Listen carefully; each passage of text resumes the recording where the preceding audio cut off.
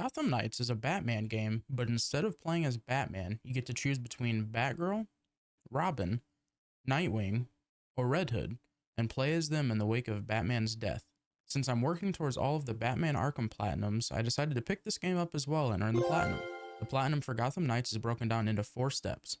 Step 1, main story. Step 2, side missions. Step 3, collectibles. And Step 4, miscellaneous cleanup. Let's get started with the story. The game opens up with a cutscene of Batman and Ra's al Ghul fighting in the Batcave. It's not looking too good for Bats, so he decides to lock both himself and Ra's in the Batcave and initiate the self-destruct sequence.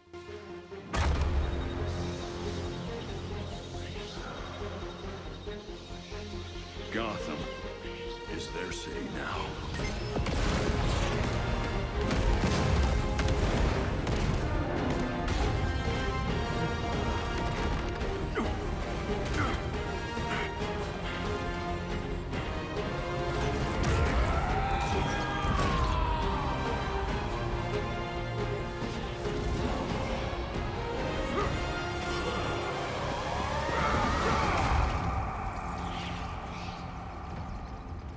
Batman's death triggers a code black, which sends out a video to each member of the Bat family. In the video, Bruce tells them he is dead, and it is now up to them to keep Gotham safe. He also tells of a backup base of operations known as the Belfry, where all of his case files have been sent.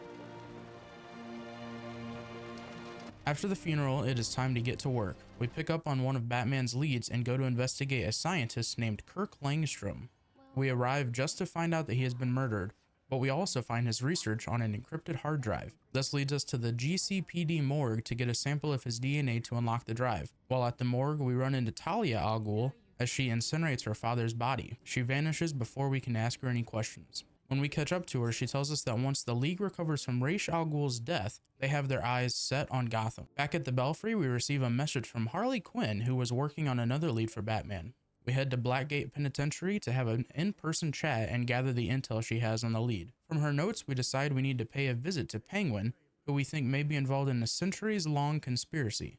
He tells us of the existence of the Court of Owls, which is a secret society that has supposedly been ruling Gotham from the shadows. He tells us to look into the Ultra Elite Powers Club, where we discover that the Court of Owls is indeed real.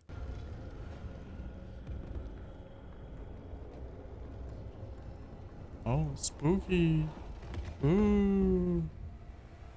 After narrowly escaping their trap, we find a key that leads to an underground mine where the court has been synthesizing a compound called Dionysium, which is essentially a lesser version of the Lazarus Pit that they use to make an undead army called Talons. With this new discovery, we GTFO and meet up with Talia, who tells us the League has known about the Court of Owls this whole time and are planning to destroy Gotham just to get rid of the court. Talia says she will buy us some time to deal with the court, but she's probably got something up her sleeve. We then sneak into a masquerade party hosted by the court to gather some more evidence against them. In doing so, we find out the identity of the court's leader, aka the voice of the court, to be none other than Bruce's uncle, Jacob Kane. After gathering enough evidence to get Jacob Kane arrested, we enlist the help of Detective Montoya, who says she will serve the arrest warrant if we can get him out of his fortified tower. We head to Kane Industries to get Jacob, but as he is running from us, Talia pops up and assassinates him. We then give chase, but she vanishes before we can catch up to her. We follow her trail to the abandoned Arkham Asylum, where we find out that the League has combined Langstrom's research and the Lazarus Pit to create Man-Bats. After dealing with the Man-Bats around the city, we follow the League into a network of tunnels that eventually lead to a Lazarus Pit under the ruins of the Batcave. When we arrive, we see Talia raising none other than Bruce Wayne out of the Lazarus Pit. We use our fists to assist Bruce powering through the effects of the pit.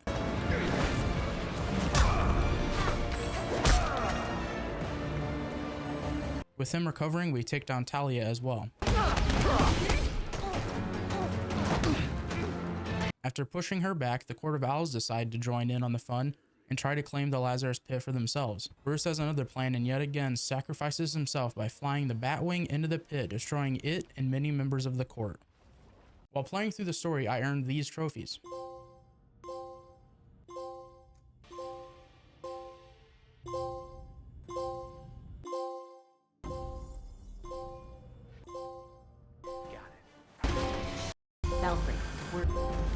The story was just okay in my opinion. I wasn't too enthralled by it. It would have been really cool if instead of killing Batman again, they let you either play as him after in the open world or just play alongside him as one of his proteges. But no, they brought him back and then just killed him 2 minutes later. With the main story done, it was time to work through each villain's side missions.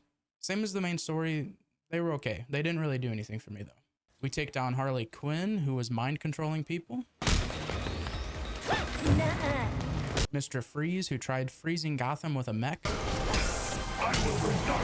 And Clayface, who was trying to film a movie. Completing all of the side missions gave me these trophies.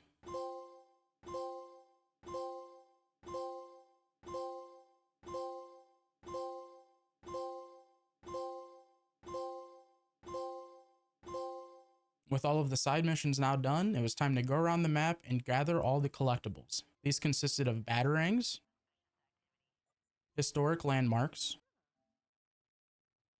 street art, Court of Owl pages, and Batman caches. Overall, the collectibles weren't terrible, but I just felt like traveling around the map was not very fun in this game. Even after unlocking the knighthood ability and gaining an extra ability to use to traverse the map, it still just kind of seemed like a slog and didn't really make you move very fast. With all of the collectibles out of the way, it was time to get to the real grind. The worst trophy by far is completing 250 crimes while patrolling Gotham. Crimes consist of both street crimes and premeditated crimes. This part was very repetitive, seeing as how there are only about 5 different crimes that take place around the city, so it got old and boring really quick. I just put my head down and hit the grindstone. While going around and completing crimes, I also earned a trophy for defeating a certain amount and type of each enemy from each faction. You telegraph way too much.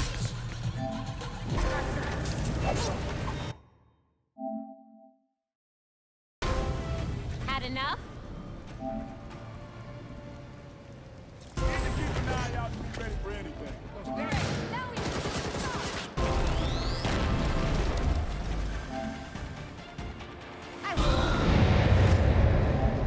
guess that's it then. I also earned a trophy for reaching max level of 40 and for unlocking all of the knighthood abilities on a single character. He'd be so proud of you. Didn't even break. Reach the max level as any member of the Batman family. Level 40 achieved. Let's go. A worthy successor. Unlock all knighthood abilities for any member of the Batman family. After many hours, I finally completed my 250th crime. A expert crime fighter to prevent 250 crimes in Gotham City. Let's go, baby. With that slog of a trophy done, there were just a few random trophies between me and the platinum. Crushed it.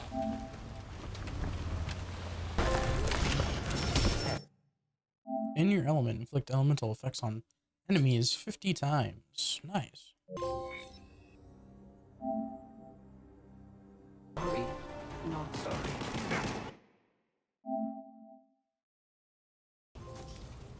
Good. But don't get Practice inflicted. makes perfect. Complete all 16 training area exercises.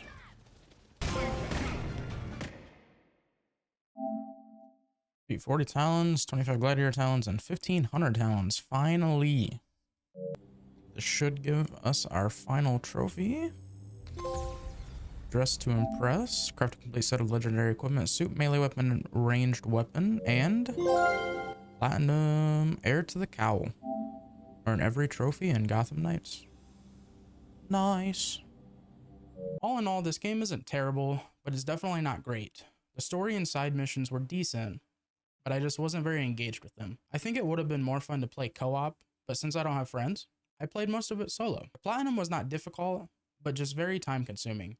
I think it ended up taking me about 40 hours to complete. If you enjoyed the video, please drop a like on it and feel free to subscribe and follow along for more platinum trophies.